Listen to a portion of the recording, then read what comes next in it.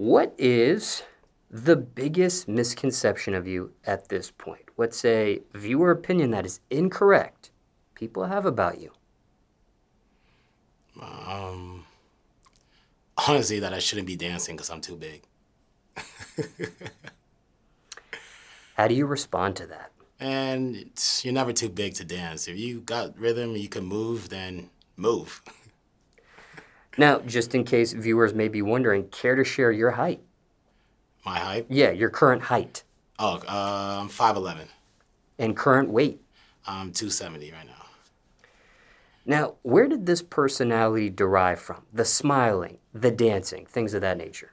I mean, I was really energetic, when I was a kid, and I really just like to be happy and just have a good time.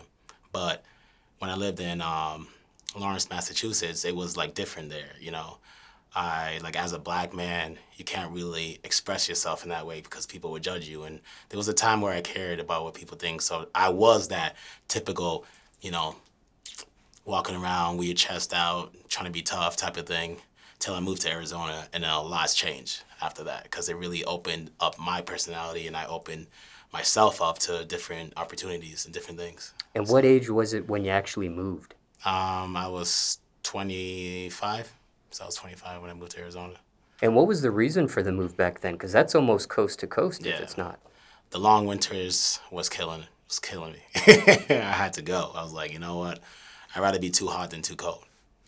But out of all the places you could have chosen, why that particular area in Arizona? Because we have family there. We have family there, so it was just like it would, it's a new area, but since we have family there, like why not? Now, was that maybe a test, so to speak, for a larger city, perhaps, like a Las Vegas or Los Angeles? Was that a thought or a goal back then, or No, at the time Arizona was like, the cost to live there was very low anyway, so it was like a smart move to go there. now, when it comes to this personality, the smiling, the dancing, things of that nature, would you say that was something you were born with, had from the start, so to speak, or was that something that maybe you were influenced to do, or Yeah, maybe a little bit influenced because I was always hyper and energetic, but when I started opening myself to like hike it. Like I remember my best friend Evan would be like, "Oh, let's go for a hike," and I'm like, "Black people don't hike. What do you mean?" I used to be like that, and he's like, "Just try it. It's fun. It's dope."